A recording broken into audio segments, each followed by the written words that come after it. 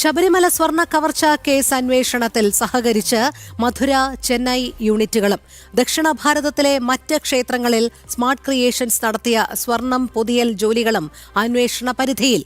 ED Kochi zonal unit deputy director S സിമിയുടെ നേതൃത്വത്തിലാണ് അന്വേഷണം. ജിജീഷ് കരുണാകരൻ ചേരുന്നു വിവരങ്ങളുമായി. ജിജീഷ്, ശബരിമല സ്വർണ്ണ കവർച്ച കേസ് അന്വേഷണത്തിൽ ഇപ്പോൾ മധുര, ചെന്നൈ യൂണിറ്റുകളും കൂടി സഹകരിക്കുന്നതോടെ എത്രമാത്രം വിപുലമാകുകയാണ് സ്വർണ്ണ കവർച്ചയുമായി ബന്ധപ്പെട്ട തുടരന്വേഷണം?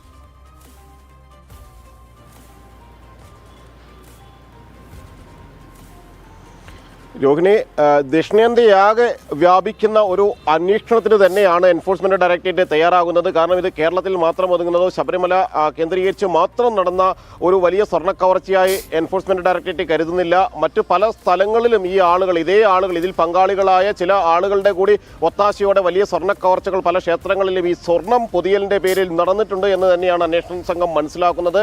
അങ്ങനെയാണ് ചെന്നൈയിലെയും ബംഗളൂരുവിലെയും മംഗളൂരു, മധുര യൂണിറ്റുകളെ എല്ലാം ഏകീകരിച്ചുകൊണ്ട്, അല്ലെങ്കിൽ ആ യൂണിറ്റുകളുടെ കൂടി സഹകരണത്തോടെ അവരെ കൂടി അന്വേഷണത്തിൽ പങ്കാളികളാക്കിക്കൊണ്ട് എൻഫോഴ്സ്മെന്റ് ഡയറക്ടറേറ്റ് കൊച്ചി യൂണിറ്റ് മുന്നോട്ട് പോകാനുള്ള ഒരു തീരുമാനമെടുത്തിരിക്കുന്നത്. കാരണം പല അന്വേഷണ വിവരങ്ങളും ഈ ഭാഗങ്ങളിൽ നിന്ന് ലഭിക്കേണ്ടതാണ്. പ്രത്യേകിച്ച് ബാംഗ്ലൂർ കേന്ദ്രമാക്കി ഏറെക്കാലം പ്രവർത്തിച്ച ആളാണ് ഉണ്ണികൃഷ്ണൻ പോറ്റി. അവിടെ നിരവധി ബന്ധങ്ങളുണ്ട്, നിരവധി സാമ്പത്തിക ഇടപാടുകൾ ഈ ഭാഗങ്ങളിൽ നടത്തിയിട്ടുണ്ട്. മാത്രമല്ല സ്വത്ത് സമ്പാദനം അടക്കമുള്ള കാര്യങ്ങളിൽ ചില സൂചനകൾ വിവിധ അന്വേഷണ സംഘങ്ങൾക്ക്, SIT അടക്കമുള്ള അന്വേഷണ സംഘങ്ങൾക്ക് ഉണ്ണികൃഷ്ണൻ പോറ്റിയുമായി ബന്ധപ്പെട്ട്, സ്പോൺസർ ഉണ്ണികൃഷ്ണൻ പോറ്റിയുമായി ബന്ധപ്പെട്ട് ലഭിക്കുകയും ചെയ്തിരുന്നു. മാത്രമല്ല വലിയ രാജ്യാന്തര വിഗ്രഹക്കടത്ത് സംഘങ്ങളുമായി ഈ ശബരിമല സ്വർണ്ണക്കവർച്ചയ്ക്കുള്ള ബന്ധങ്ങളുടെ സൂചനകളും അന്വേഷണ സംഘത്തിന് ലഭിച്ചിട്ടുണ്ട്. അങ്ങനെയെങ്കിൽ അത് കേന്ദ്രീകരിച്ചുള്ള പ്രധാനപ്പെട്ട ഇടപാടുകൾ നടന്നിരിക്കുന്നതും സൂചനകളനുസരിച്ച് ബംഗളൂരു കേന്ദ്രമാക്കിയാണ് പ്രധാനമായും ഇത്തരം ഇടപെടലുകളെല്ലാം തന്നെ നടന്നിരിക്കുന്നത്.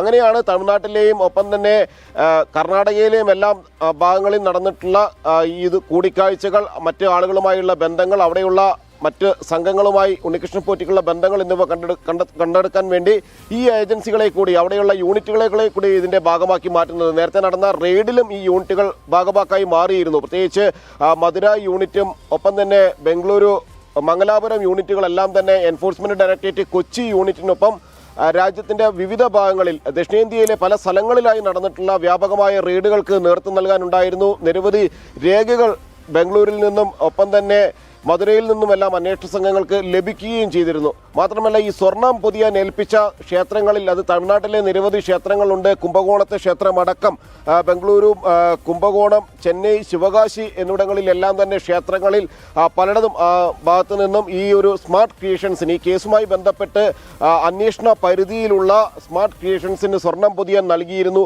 അതുകൊണ്ട് തന്നെ അവിടെയെല്ലാം തന്നെ ഇതുപോലെ സ്വർണം നഷ്ടപ്പെട്ടിട്ട് ആ സ്വർണ്ണപ്പാളികളിൽ നിന്ന് ഇളക്കിയെടുത്തുകൊണ്ട് വലിയ തോതിലുള്ള സ്വർണ്ണ കവർച്ച നടക്കുകയും അത് പുറത്തേക്ക് വിൽക്കാനുമുള്ള ഒരു സാധ്യത അന്വേഷണ സംഘം മനസ്സിലാക്കുന്നു. അങ്ങനെ കള്ളപ്പണ ഇടപാടുകളിൽ സമഗ്രമായ ഒരു അന്വേഷണത്തിന്റെ ഭാഗമായിട്ട് കൂടിയാണ് ദക്ഷിണേന്ത്യയിലെ വിവിധ യൂണിറ്റുകളെ ഏകോപിപ്പിച്ചുകൊണ്ട് അന്വേഷണം മുന്നോട്ട് പോകുന്നത്. ഈ ഓരോ സ്ഥലങ്ങളിൽ നിന്നുമുള്ള വിവരങ്ങൾ അതാത് യൂണിറ്റുകളായിരിക്കും അന്വേഷണത്തിന് നേതൃത്വം നൽകുക, അതാത് യൂണിറ്റുകളായിരിക്കും വിവരശേഖരണം നടത്തുക. പ്രത്യേകിച്ച് അനധികൃത സ്വത്ത് സമ്പാദനം, ബിനാമി ഇടപാടുകൾ എന്നീ കാര്യങ്ങളിൽ അതാത് ഭാഗങ്ങളിലെ യൂണിറ്റുകൾ, മധുര കേന്ദ്രമാക്കി, തമിഴ്നാട് കേന്ദ്രമാക്കിയുള്ളത് മധുര യൂണിറ്റിന്റെ അന്വേഷണവും ചെന്നൈ യൂണിറ്റും അത്തരം കാര്യങ്ങൾ അന്വേഷിക്കുമ്പോൾ ബംഗളൂരുവിൽ നടന്നിട്ടുള്ള സ്വത്ത് ഇടപാടുകൾ, സാമ്പത്തിക ഇടപാടുകൾ എന്നിവ സംബന്ധിച്ച് ബംഗളൂരു യൂണിറ്റിനും അന്വേഷണമുണ്ട്.